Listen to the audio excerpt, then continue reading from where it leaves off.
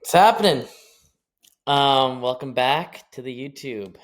Today I'm gonna be going over my system, the Daisy Flex system, on nutrition. And look, I see nutrition a lot differently than a lot of people do. A lot of people will have a constant meal plan that they stay on. Don't waver from it. I think that's completely stupid, right? Life comes, you know, life happens to you. You might have to go out for a client dinner. You might have to, go out with your family, right? And you don't want to be confined to only a specific meal that you can have on a specific time of day. No, no, no, no. We want to make sure that the meal plan that you're on is sustainable, right? So I'm not going to ever have a client be on a crash diet or an eat clean only or a dirty bulk or random like macro guessing, right? I don't want them on the opposite direction of just, not knowing what to do. No, no, no. We're going to have a structure, but we're not going to have a plan, right? Because a plan comes with fixation. We don't want fixation. We want fluidity, right? So this is structured physique development. We manipulate your calories, your protein, your fats, your carbs, your insulin sensitivity, which I'm going to get to, and your nutrient partitioning, right? Sounds all fancy, but it's actually very simple. The goal is not weight change. The goal is controlling where the nutrients go in your body. So theoretically, you could eat whatever you want. It just depends on when, right? If you're using that to have maximal output, you're golden, right? And that's where people go wrong. They demonize certain foods and think I can't eat that. No, no, no, no. You can eat that, right? All you have to do is switch the mentality, right? You can eat it, but when you eat it is very important. So, calorie phases. First, we're going to determine your maintenance, starting from the jump, right? First, we're going to determine your maintenance calories using a TDEE calculator. So, just literally search up TDEE calculator on the internet. And the first one that comes up, I want you to put in your information, click, and you'll get a estimate of your BMR, right? Basal metabolic rate, the amount of calories that you burn without doing anything, just you existing, right? So you take that, and depending on how fast you want to lose the fat, like if you want to go really aggressive, you subtract like 700, right, to 1,000. If you want to go like kind of slow, right, if you want to lose 1 pound a week, subtract 500, right? And what we're gonna do is, depending on the individual and their goals, I would subtract a given amount. For like the basic individual, I would recommend subtracting 300 to 500, right? And if the goal is reducing body fat, preserving muscle, and maintaining performance, we want to do a couple things that will ensure satiation and ensure that we're protecting our muscles or leaning out, which I will get to. And then on the opposite side of the spectrum, muscle gain, development. What we're gonna do is like a 100 calorie surplus. So instead of subtracting 300, you would add like 100 to 200, or you stay right at that number, right?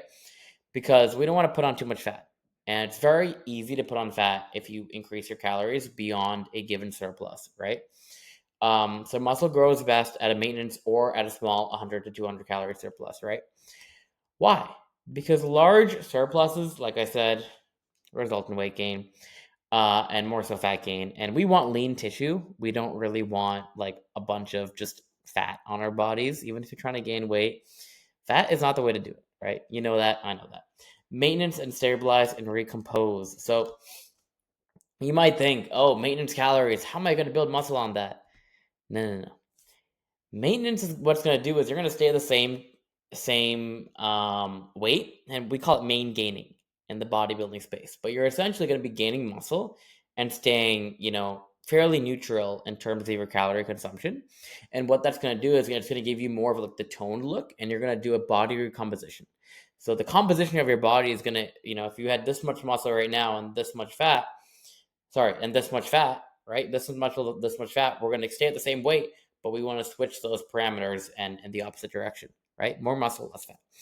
Um, and overall, it means your body weight will hold steady, but you will increase your strength through increasing carbohydrates.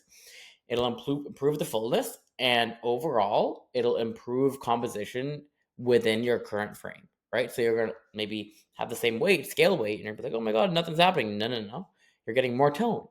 You're leaning out, even though you might be at the same weight. That's called a body recomposition. Section 3, as I talked about before, as I alluded to, protein is non-negotiable. Protein is important. You know it. You've heard it, 1,000 times before, but it might not be as important as you think, right? People have been telling you need 2 grams per protein, per pound of body weight. No, you need like 0.7 to 1 gram per pound of body weight if you're trying to gain weight. But if you're trying to lose weight, I would definitely stick to 1 gram per pound of body weight, like no lower, right? Because we want to, like I said, as I alluded to in the past, we want to preserve muscle as we're in a deficit. And this will actually promote muscle growth, even though we're on a lower energy level, right? And also, protein does help with, satiety, I guess you could say, like staying full. Section 4, fat, hormonal baseline.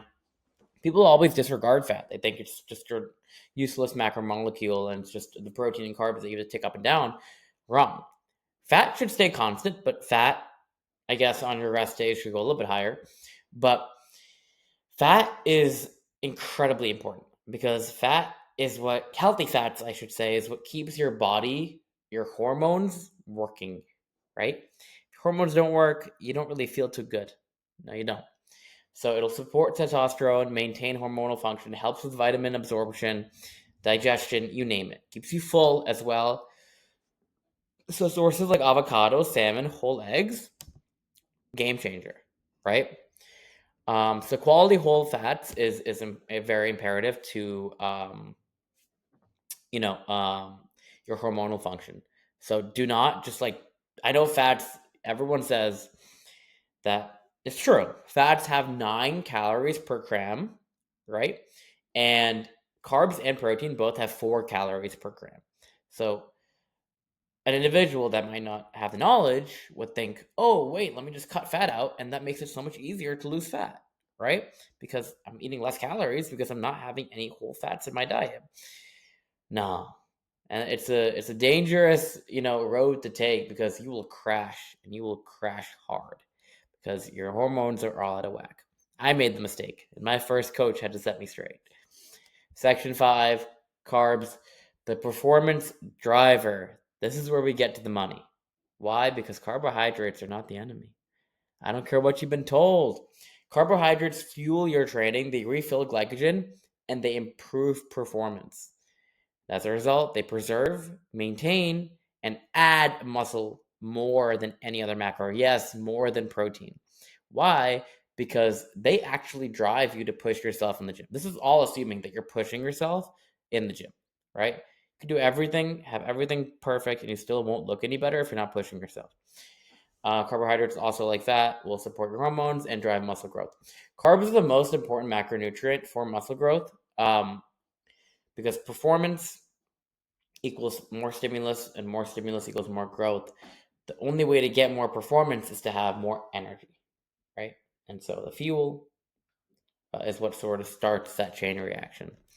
So section 6, carb cycling strategy. This is where we're going to separate ourselves. This is where we really get to the money, right? So this is the protocol I want you guys to follow. Training days, minimum 2 grams per pound of body weight in carbs. Why? Because we want to maximize our performance, right? As I alluded, fill glycogen stores, get the carbohydrates in the system with enough water, right? Hydrate, and just push in the gym. Just really crank the intensity.